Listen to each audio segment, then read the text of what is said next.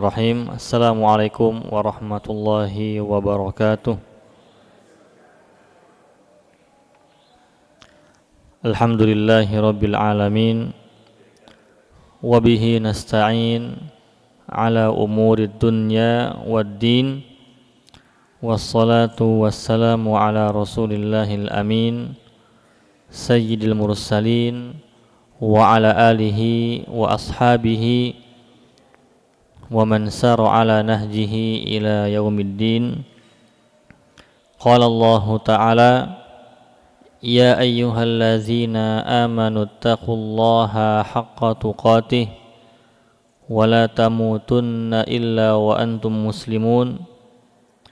Ya ayyuhan nasu taqu rabbakumul ladzi khalaqakum min nafsin wahidah wa khalaqa minha zawjaha وبث منهما رجالا كثيرا ونساء واتقوا الله الذي تساءلون به والأرحام إن الله كان عليكم رقيبا يا أيها الذين آمنوا اتقوا الله وقولوا قولا سديدا يصلح لكم أعمالكم ويغفر لكم ذنوبكم ومن يطع الله ورسوله فقد فاز فوزا عظيما.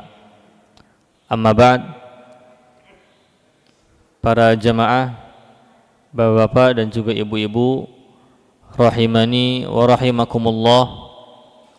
Alhamdulillah, kita bersyukur kepada Allah Subhanahu wa taala yang mana atas nikmatnya dan juga karunia dari Allah Subhanahu wa taala kita bisa melaksanakan sebuah ibadah yang diperintahkan oleh Allah Subhanahu wa taala, yaitu salat subuh, plus kita melaksanakannya dengan cara berjamaah.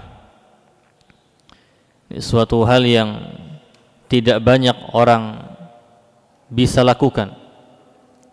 Bangun jam 4 untuk melaksanakan ibadah yang diperintahkan oleh Allah Subhanahu wa taala. Banyaknya manusia itu bisa bangun jam 4 hanya untuk kepentingan bisnis atau kepentingan mengejar tiket bis atau mengejar tiket pesawat, baru dia bangun. Tapi jarang orang bisa bangun dini hari jam 4 bahkan setengah 4 hanya untuk membasuh mukanya, wudu, kemudian berjalan keluar dari rumah, datang ke masjid, salat subuh berjamaah. Taufik dan hidayah dari Allah Subhanahu wa taala mahal sekali, sehingga kita patut mensyukuri hal itu dengan kita bisa melaksanakan ibadah tersebut. Kemudian kita lanjutkan dengan yang namanya kajian Islam, yang mana kita memang membutuhkan hal itu. Di antara cara kita untuk membersihkan hati kita adalah dengan saling mengingatkan. Tidak ada lagi cara untuk membersihkan hati kita kecuali dengan mengingatkan, menggunakan Al-Quran dan juga As-Sunnah. Kewajiban bagi kita. Kata Allah Subhanahu wa ta'ala dalam surah Asy-Syams, Qad aflaha man tazakka, telah beruntung orang yang membersihkannya, yaitu membersihkan hati. Wa qad khaba man dassaha, kemudian telah rugi mereka yang mengotorinya, yaitu mengotori hati. Dalil ini atau dalam surah Asy-Syams ini menunjukkan bahwasannya kita wajib untuk membersihkan hati kita, yang namanya tazkiyatun nafs, pensucian jiwa. Pensucian jiwa ini tentunya harus dibersihkan dengan alat yang benar, yaitu dengan Al-Quran dan juga hadis Nabi sallallahu alaihi wasallam. Yang dibersihkan adalah hati kita, dan itu lebih sulit daripada melakukan sebuah amalan. Seseorang bisa saja salat bersama dengan kita satu barisan, akan tetapi berbeda-beda dalam masalah pahala. Seseorang bisa saja sama-sama tawaf 7 kali mengelilingi Ka'bah, di depan Ka'bah, tapi bisa jadi berbeda pahalanya. Berbeda pahalanya karena niatnya. Yang satu niat karena Allah Subhanahu wa taala, yang satu mengelilingi Ka'bah hanya menjadi sebuah pekerjaan saja yang dia lakukan ketika itu. Beda, amalannya sama tapi pahalanya berbeda karena sebuah niat. Maka di sini perlu adanya tazkiyatun nafs, pensucian jiwa, yang kita lakukan menggunakan Al-Quran dan juga hadis Nabi sallallahu alaihi wasallam. Dan ini dinamakan ikhlas. Dan ikhlas ini sebuah hal yang harus kita perjuangkan di kehidupan kita supaya Allah Subhanahu wa taala menerima amalan kita. Dalam sebuah dalil disebutkan dalam surah Al-Bayyinah ayat yang kelima, Allah Subhanahu wa taala berfirman, "Wa ma umiru illa liya'budullaha mukhlishina lahuddin." Tidaklah kalian diperintahkan kecuali untuk beribadah kepada Allah Subhanahu wa taala mukhlishina lahuddin, dengan cara ikhlas dalam agama, hunafa, dan juga bersikap lurus. Artinya tidak menyelewengkan amalan-amalan kita kepada selain Allah Subhanahu wa taala. Jadi ini perintah utama kita dari Allah Subhanahu wa taala kepada kita. Bagaimana kita beramal, kemudian bagaimana kita mengikhlaskan amalan tersebut hanya kepada Allah Subhanahu wa taala. Dalam surah Az-Zariyat ayat 56, Allah Subhanahu wa taala berfirman, "Wa ma khalaqatul jinna wal insa illa liya'budun." Tidaklah aku ciptakan jin dan manusia kecuali untuk beribadah kepadaku. Artinya kecuali untuk mengesakanku. Jadi mengikhlaskan amalan ini hanya kepada Allah Subhanahu wa taala. Dan ini menunjukkan bahwasannya Allah Subhanahu wa taala hanya menerima amalan-amalan kita yang ikhlas saja.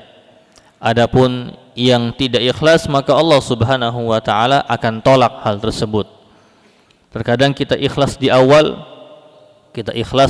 amalan kita, tiba-tiba ada ketidakikhlasan datang di pertengahan ibadah, atau yang disebut dengan yang namanya riya. Maka kita katakan sebuah amalan itu tergantung dengan akhirnya. Innamal a'malu bil khawatim.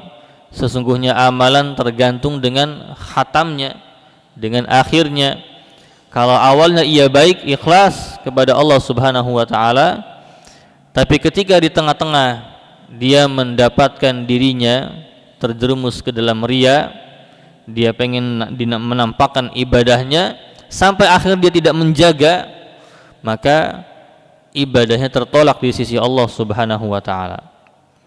Berbeda kalau misalnya orang ikhlas di awal, kemudian di pertengahan dia mendapatkan dirinya riya, kemudian dia memperjuangkan dirinya, memperjuangkan supaya tidak masuk ke dalam riya, maka Allah Subhanahu wa taala memberikan pahala kepadanya, memberikan pahala ikhlas kepadanya, dan memberikan pahala dia menyelamatkan dirinya dari riya tersebut. Dan asli sifat riya ini, asli keburukan ini terdapat di dalam diri-diri orang munafikin. Orang-orang munafik disebutkan dalam surah An-Nisa, mereka melakukan salat bukan karena Allah Subhanahu wa taala.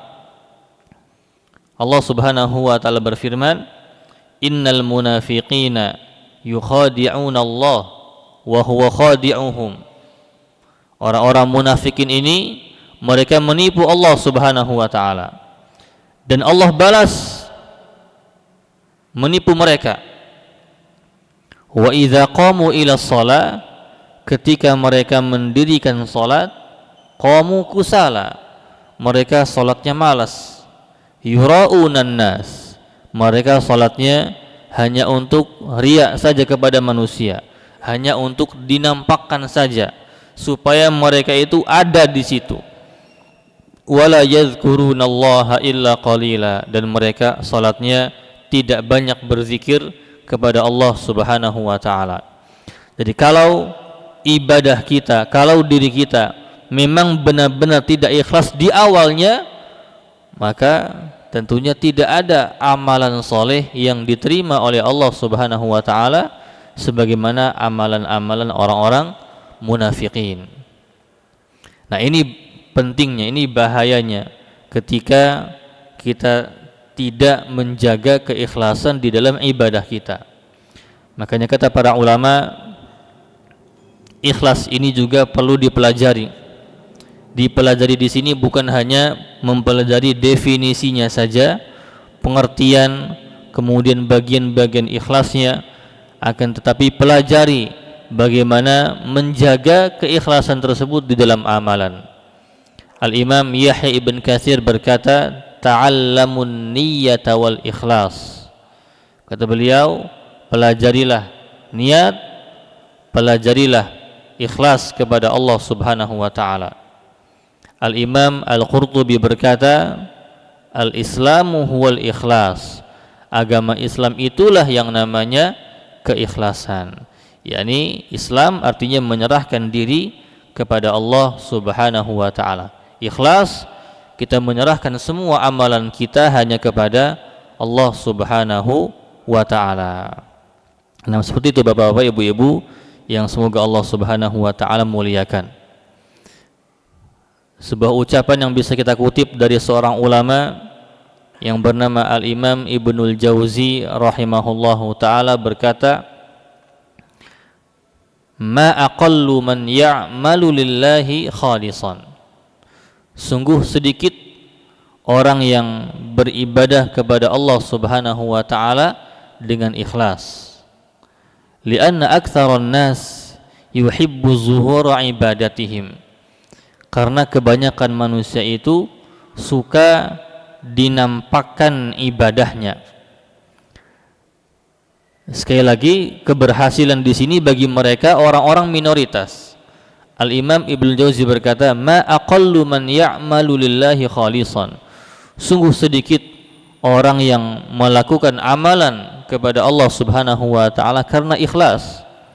Karena kebanyakan manusia suka untuk dinampakkan amalannya, suka untuk dipuji amalannya.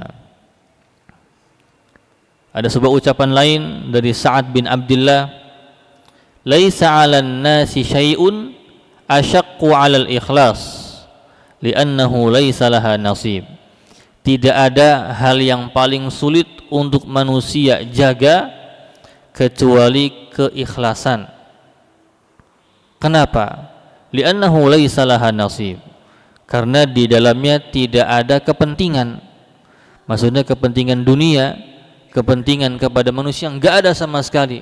Kepentingannya hanya kepada Allah Subhanahu wa taala. Nah, banyak contoh-contohnya. Perlakuan-perlakuan atau amalan-amalan yang memang mudah atau rentan masuk di dalamnya itu sebuah hal riya. Di antara contohnya adalah ketika kita punya kelebihan, orang-orang yang punya kelebihan itu mereka rentan untuk terkena riya dan tidak ikhlas kepada Allah Subhanahu wa taala. Orang-orang yang selalu tampil di depan itu juga rentan untuk terkena ketidakikhlasan. Ibadah yang dilakukan di waktu yang sepi atau di waktu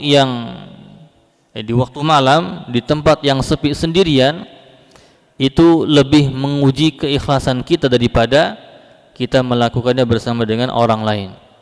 Makanya di antara rahasia ibadah di malam hari adalah supaya amalan-amalan kita terjaga, supaya hati kita pun terjaga. Disitulah ujiannya. Sebagian ulama berkata, ikhlas itu apa? Ikhlas itu adalah istiwaul amal fi sirri wal alaniyah. Ikhlas itu adalah menyamakan kualitas ibadah ketika sendiri dan ketika rame. Jadi ini di antara definisi ibadah, di antara definisi ikhlas yang disebutkan oleh para ulama, istiwaul amal fi sirri wal alaniyah, menyamakan amalan atau kualitas amalannya ketika kita ibadah sendiri atau bersama dengan orang lain. Kalau kita ibadah bersama dengan orang lain, bisa kita khusyuk, bisa kita menjaga diri kita. Kita pakai baju yang bagus, kita pakai bacaan yang panjang dan lain-lain. Ya, berbeda dengan dengan ibadah yang memang tidak ada orang melihat kita, hanya kita kepada Allah Subhanahu wa taala. Di situ ujian ikhlasnya datang. Apakah kita ikhlas atau tidak? Makanya di antara bukti keikhlasan atau di antara bukti kejujuran kita kepada Allah Subhanahu wa taala itu ada dua. Yang pertama, kita punya ibadah sendiri, kita punya ibadah menyendiri, mau itu zikir, mau itu salat malam. Ada ibadah-ibadah yang kita simpan yang tidak diketahui oleh orang lain, tidak diketahui oleh teman, tidak diketahui oleh rekan kerja ataupun anak, bahkan istri. Itu di antara bukti kejujuran dia kepada Allah Subhanahu wa taala. Yang kedua adalah istiqomah.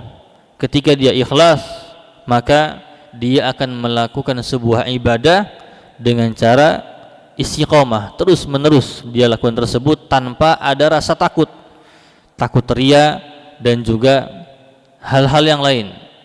Jadi ada dua tanda dia jujur beramal kepada Allah Subhanahu wa taala. Yang pertama, dia punya amalan tersendiri, tidak ada yang mengetahuinya kecuali dia dengan Allah Subhanahu wa taala. Yang kedua adalah dia melakukan ibadah dengan cara istiqamah. Karena kalau kita melakukan ibadah karena manusia, ini kesyirikan, riya. Kesyirikan. Kalau kita melakukan ibadah karena manusia, itu sebuah kesyirikan. Kemudian kalau kita meninggalkan ibadah karena ada manusia di situ, ini yang namanya riya. Jadi mau enggak mau kita harus melakukan ibadah tersebut tidak terganggu dengan manusia. Kita mau ibadah. Misalnya setelah sholat wajib kita niat mau sholat sunnah, tinggal sholat sunnah di masjid tanpa harus ada takut ingin mendapatkan pujian manusia atau takut melakukan kesyirikan. Kalau mau amalkan, itu supaya kita istiqomah. Karena meninggalkan sebuah amalan karena manusia itu riya, dan mengamalkan sebuah amalan karena manusia itu kesyirikan kepada Allah Subhanahu wa taala. Yang benar adalah amalkan dan ikhlaskan kepada Allah Subhanahu wa taala. Dan ikhlas tentunya suatu hal yang sulit, bahkan para ulama juga mengatakan hal tersebut. Sufyan Ats-Tsauri rahimahullahu taala berkata, "Ma 'alaztu syai'an ashaddu 'alayya min niyyati." Tidak ada satu hal yang paling sulit aku perbaiki kecuali niatku li'annaha tataqallab, karena niat itu bolak-balik. Sufyan Ats-Tsauri mengatakan seperti ini, ya, dia merasakan itu, sehingga mengikhlaskan amalan itu lebih sulit daripada mengamalkan amalan itu sendiri. Kita bisa sholat isya, bisa. Kita bisa sholat subuh, bisa.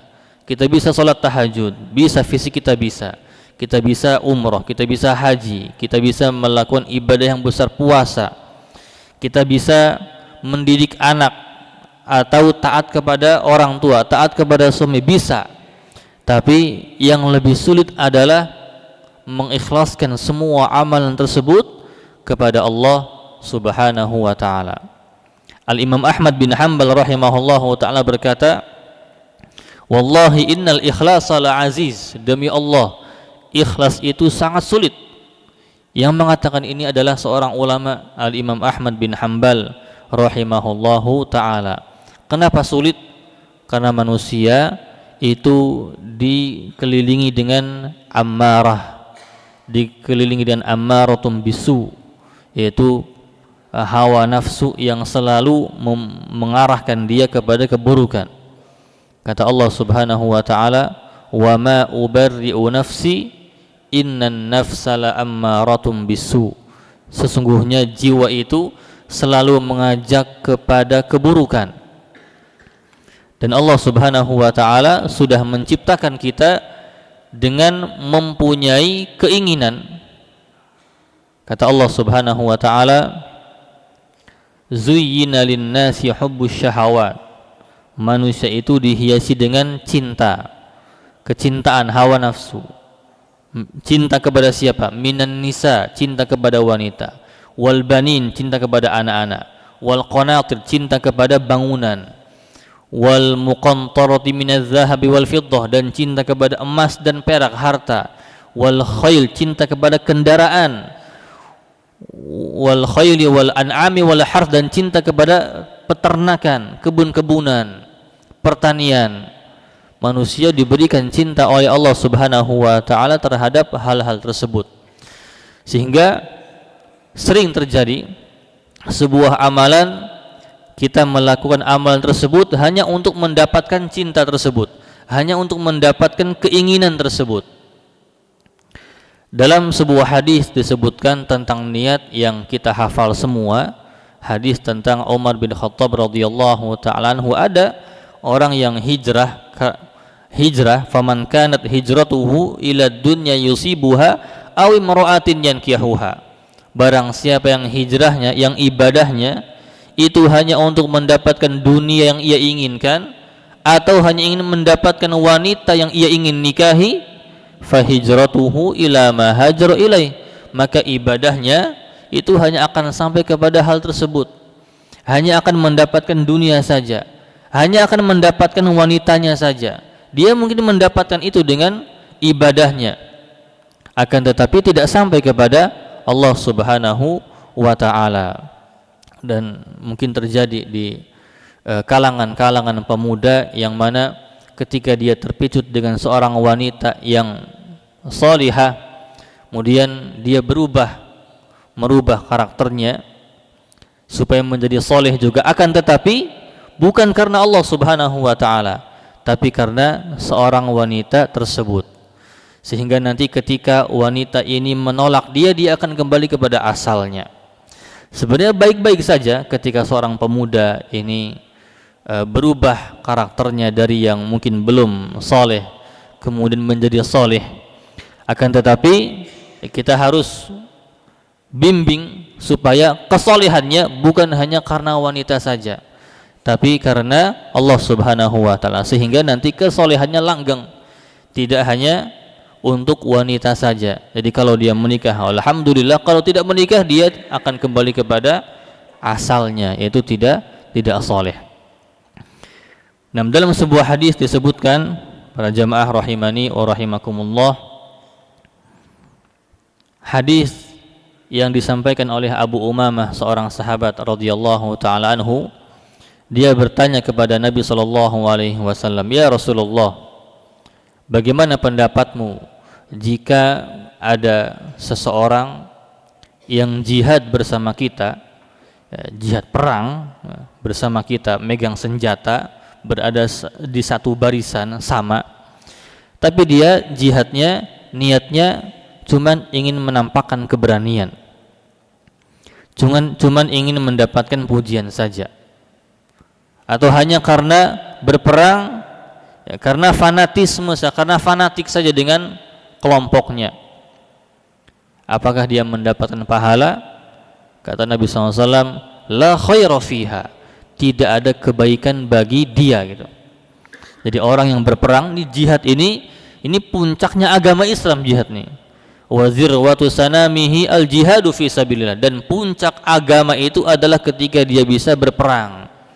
Ketika salatnya bagus, puasanya bagus, ketaatan semuanya bagus, maka puncaknya adalah jihad fi sabilillah. Orang yang jihad, dia mengerahkan segala upaya, mengorbankan darahnya, mengorbankan hartanya, mengorbankan tenaga dan juga waktunya. Tapi kata Nabi SAW, la khaira fiha, tidak ada kebaikan baginya, hanya karena menyeleweng dalam masalah niat. Yang satu berperang karena keberanian, yang satu berperang karena fanatisme terhadap kelompok, yang satu berperang karena ingin mendapatkan pujian. Padahal bisa jadi tiga orang ini dia lebih banyak membunuh, dia lebih banyak memberikan manfaat kepada pasukan tadi daripada yang lain. Kata Nabi SAW, la khaira fiha, tidak ada kebaikan baginya. Bukannya Nabi SAW tidak ingin tidak membalas budi kepada orang-orang yang tiga orang tadi, tapi landasannya salah. Ibadahnya tiga orang tadi landasannya salah, bukan karena Allah Subhanahu wa taala. Kata Nabi SAW, wa man qatala litakuna kalimatallahi hiyal ulya fahuwa fi sabilillah. Akan tetapi barang siapa yang berperang di jalan Allah Subhanahu wa taala untuk meninggikan kalimat agama Islam, maka dialah yang berada di jalan Allah Subhanahu wa taala. Maka dari itu tadi kita di awal menyebutkan bahwasannya bisa jadi ibadah kita sama, bisa jadi kita duduk sama-sama di sini, akan tetapi berbeda pahalanya hanya karena niatnya. Sama-sama duduk, sama-sama misalnya mengeluarkan harta untuk umroh dan untuk haji, sama-sama biayanya, tapi beda-beda pahalanya karena niatnya yang berbeda. Sebaliknya itu riya. Riya ini subhanallah adalah sebuah dosa yang bisa dilakukan dimanapun itu. Bahkan di tempat yang paling suci saja bisa dilakukan, di depan Ka'bah. Orang-orang di depan Ka'bah mungkin enggak berani untuk membunuh, enggak berani untuk berzina, enggak berani untuk nonton hal-hal yang tidak bagus. Akan tetapi masalah ini, riya ini bisa jadi terjadi di situ kepada masing-masing jamaah di situ, di hadapan Ka'bah, di masjid. Nah, kalau yang lain tidak berani mungkin untuk melakukan maksiat-maksiat yang lain. Nah, ikhlas itu lawan katanya adalah kesyirikan. Ikhlas lawan katanya kesyirikan. Ikhlas itu mengesahkan atau menyerahkan semua amalan kita hanya kepada Allah Subhanahu wa taala. Adapun kesyirikan mencampurkan niat kita, mencampurkan niat kita untuk ibadah kepada Allah dan juga kepada manusia.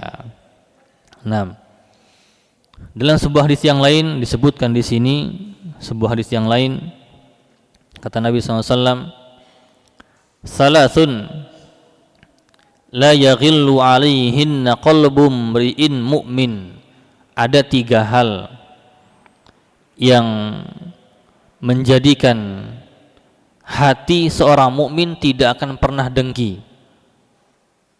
Yang pertama, ikhlasul amali lillah, mengikhlaskan amalan kita kepada Allah Subhanahu wa taala.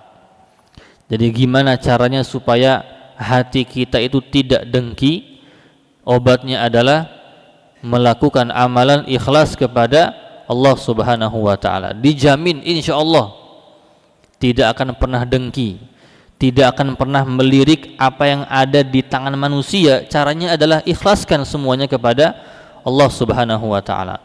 Ikhlas ini bukan hanya sekedar merelakan, tapi benar-benar memberikan semuanya kepada Allah Subhanahu wa taala. Itu namanya ikhlas. Ikhlas dalam kondisi kehidupan. Ikhlas ketika mendapatkan sebuah musibah. Ikhlas ketika beribadah. Itu semua bisa mengobati kedengkian yang ada di dalam hati kita. Yang kedua, al-munasahatu li a'immatil muslimin, memberikan nasihat yang baik kepada pemimpin. Yang ketiga, luzumu jama'atihim. Yang ketiga, selalu bergabung dengan jamaah. Yang kedua ini tidak masuk ke dalam bab kita. Yang pertama tadi, ikhlasul amali lillah, yaitu mengikhlaskan amalan kita hanya kepada Allah Subhanahu wa taala, bisa menjadikan hati kita selamat dari kedengkian. Nah, kalau orang enggak ikhlas melihat orang punya sesuatu yang baru, kita enggak ikhlas, kita ini kalah itu. Padahal itu adalah takdir dari Allah Subhanahu wa taala. Padahal itu adalah ketentuan Allah Subhanahu wa taala. Maka di situ harus kita jalankan ikhlas supaya tidak dengki kepada Allah, kepada orang lain. Orang-orang yang ikhlas adalah orang-orang yang selamat dari syaitan. Dan syaitan sudah menyatakan itu. Ketika syaitan iblis sama ya. Jin ada sama ada bedanya ya. Ketika syaitan, tapi secara umum yang jelek-jelek namanya syaitan. Ketika syaitan diusir oleh Allah Subhanahu wa taala dari surga karena membangkang perintah Allah Subhanahu wa taala, tidak mau sujud kepada Nabi Adam alaihi salatu wassalam, syaitan berkata, qala fa bi'izzatika la ughwiyannahum ajmain. Ya Allah, demi zatmu aku akan menyelewengkan semua manusia. Tapi ada yang dikecualikan oleh syaitan, ada yang tidak bisa diselewengkan oleh syaitan. Kata syaitan sendiri, illa ibadaka minhumul mukhlasin, kecuali hamba-hambamu yang melakukan ibadah ikhlas kepada Allah, enggak bisa aku selewengkan. Jadi kata syaitan, semua manusia bisa aku selewengkan. Fa bi'izzatika la ughwiyannahum ajma'in, semuanya bisa aku selewengkan, illa ibadaka minhumul mukhlasin, kecuali hambamu yang ikhlas. Itu syaitan sudah nyerah duluan, sebelum berusaha udah nyerah duluan. Udahlah, orang ikhlas nggak bisa saya goda, susah. Makanya orang ikhlas itu selamat dari syaitan. Nah, para ulama sendiri selalu menasihati dirinya, ya nafsi akhlis fa innaka satunji, wahai jiwaku ikhlaskanlah, maka kamu akan selamat. Jadi ini usaha para ulama bagaimana mereka memperjuangkan ikhlas di dalam diri mereka. Beberapa ucapan para ulama yang bisa kita kutip tentang keikhlasan, di antaranya adalah ucapan Ya'qub. Ya'qub ini seorang ulama bukan nabi.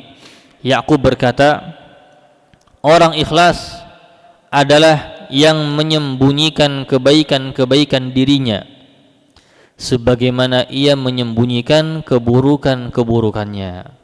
Ini nasihat yang dalam sekali bagi kita semua.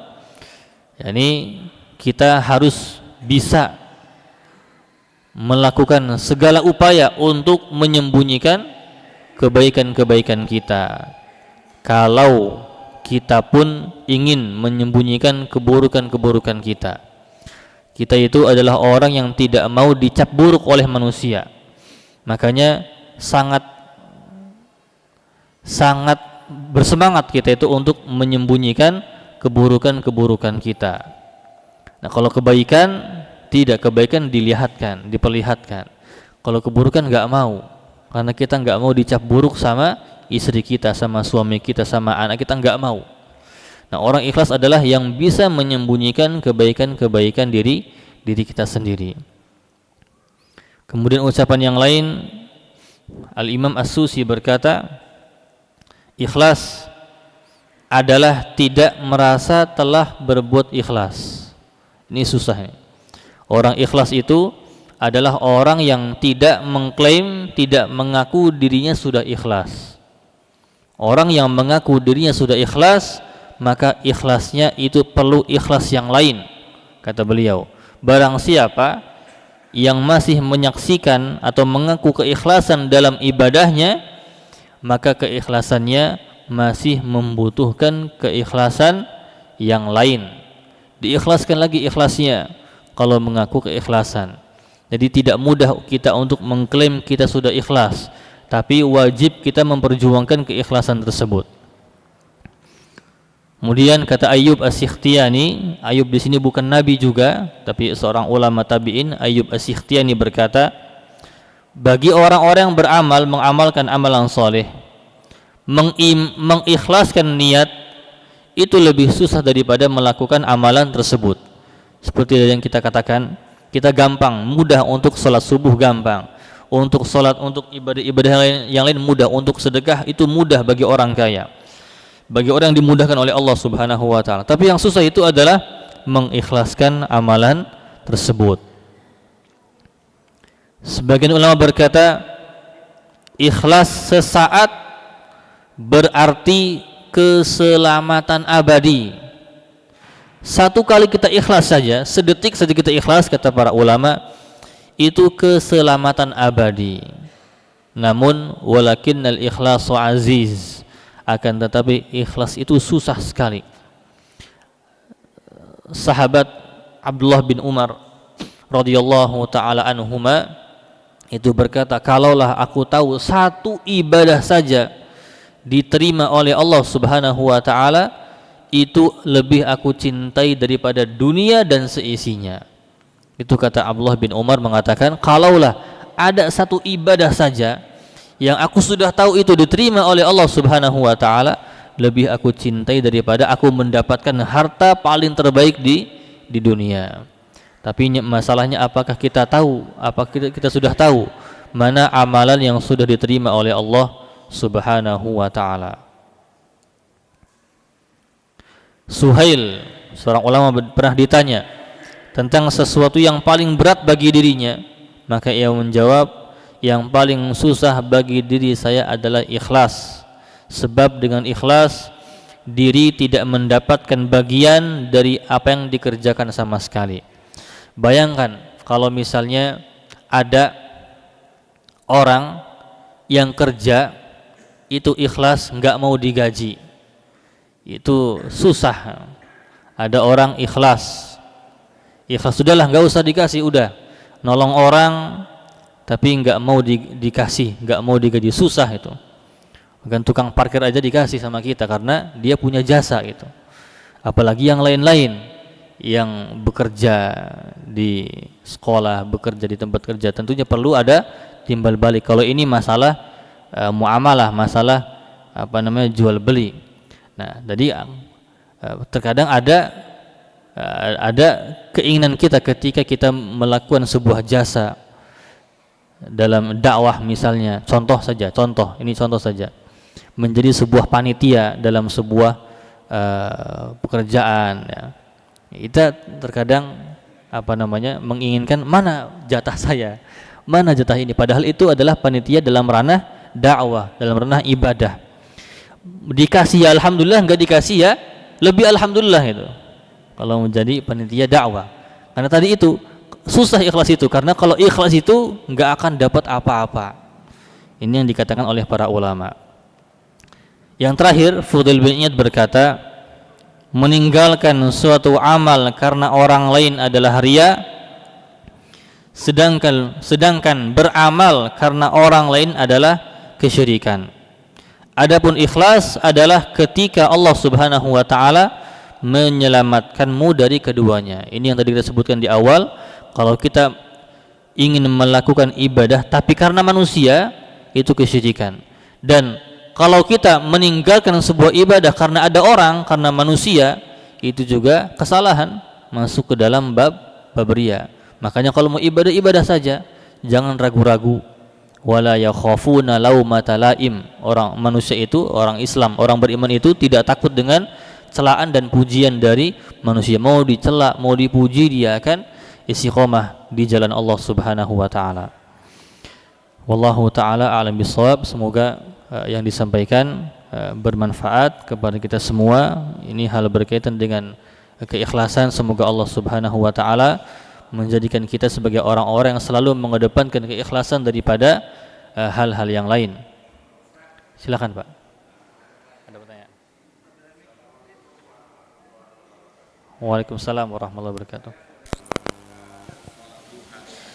Tapi sebelum melakukan sholat duha itu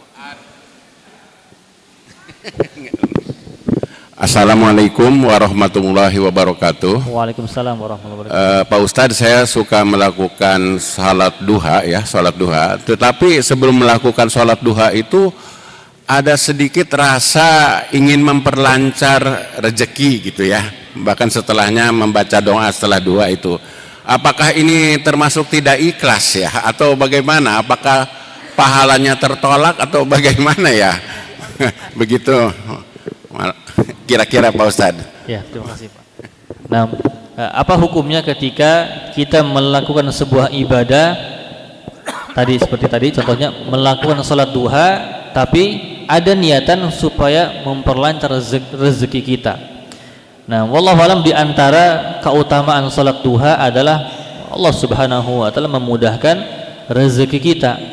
Jadi itu bisa menjadi niat sampingan. Adapun niat utama kita adalah salat duha untuk mendapatkan ridha Allah Subhanahu wa taala, untuk mendapatkan pahala dari Allah Subhanahu wa taala, walaupun pahala tadi bukan bentuknya rezeki ataupun harta, tapi dalam bentuk yang lain pahalanya. Mungkin tidak Allah Subhanahu wa taala datangkan di dunia tapi Allah tabung di akhirat, itu kita tidak tahu. Tapi intinya adalah ketika ibadah, niat paling utama kita adalah menggapai ridha Allah Subhanahu wa taala, kemudian menginginkan pahala yang menguntungkan akhirat kita, itu yang paling utama. Adapun kemudian ada niatan supaya kita dimudahkan rezeki kita, supaya kita dimudahkan keperluan kita dengan sebuah ibadah, itu bisa menjadi niat yang kedua atau niat yang sampingan, bukan niat utamanya. Dan insyaallah jika kita lebih mengedepankan ridha Allah, itu amalan kita akan diterima. Berbeda ketika kita melakukan sebuah ibadah tapi kita menginginkan dunia. Ada babnya, babul amal iradatud dunya. Bab kita melakukan sebuah amalan tapi menginginkan dunia. Contohnya adalah dakwah seperti ini. Ketika dia dakwah, dia hanya menginginkan dunia saja, maka tentunya hal ini tertolak di sisi Allah Subhanahu wa taala, karena dia tidak ada niatan untuk mengikhlaskan ibadahnya karena Allah Subhanahu wa taala. Adapun yang tadi disebutkan, tentunya ini kembali kepada niat masing-masing. Jika niat utamanya adalah menggapai ridha dan juga pahala dari Allah Subhanahu wa taala, maka niat tadi, niat untuk supaya dilancarkan rezekinya itu tidak mempengaruhi. Wallahu a'lam bishawab. Ustaz, saya mau nanya, bisa sebentar aja Pak Ustaz? Ya, silakan. Bahwa untuk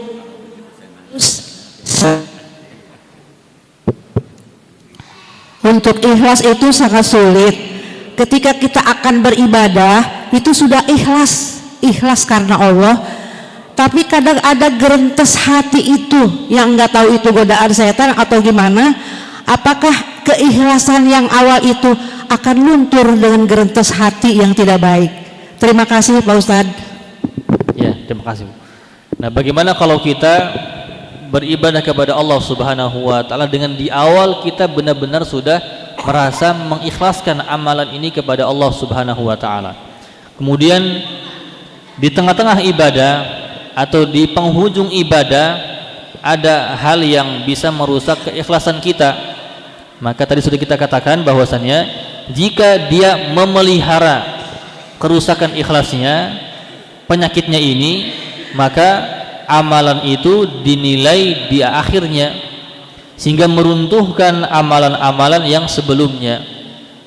Berbeda dengan dia mendapatkan hal yang merusak keikhlasan dia di penghujung ibadah, tapi dia berusaha untuk menghindar darinya, maka insya Allah ibadahnya akan diterima oleh Allah Subhanahu wa ta'ala dan ikhlasnya tidak luntur. Ini sama seperti seseorang yang hidup dalam kondisi Islam sampai hujung hayatnya, tiba-tiba di hujung hayatnya dia menghancurkan semua amalannya, hanya dia melakukan sebuah kesyirikan atau murtad, na'udzubillah, maka semua amalannya ditolak oleh Allah Subhanahu wa ta'ala. Akan tetapi kalau misalnya dia bisa menjaga dirinya dari perusak amalan tersebut dan selamat darinya, maka Allah Subhanahu wa ta'ala akan tetap menerimanya. Begitu sebaliknya, kalau ada orang yang dari awal dia belum masuk Islam, tiba-tiba di akhir hayatnya taubat kepada Allah Subhanahu wa ta'ala, maka yang dinilai adalah akhirnya. Dinilai adalah akhirnya, dia akan masuk ke dalam surga Allah Subhanahu wa ta'ala insyaallah ta'ala. Wallahu a'lam bishawab. Baik, cukup.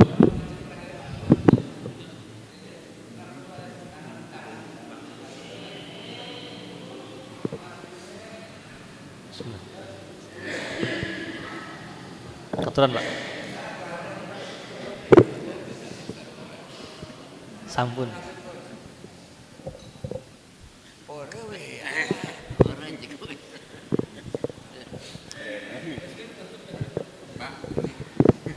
Jazakumullah khairan kepada para jamaah yang telah hadir pada kesempatan kali ini. Kita berdoa kepada Allah Subhanahu wa ta'ala, semoga amalan kita diterima oleh Allah Subhanahu wa ta'ala. Kita tutup dengan doa kafaratul majlis. Subhanakallahumma bihamdika asyhadu an la ilaha illa anta astaghfiruka wa atubu ilaik. Assalamualaikum warahmatullahi wabarakatuh.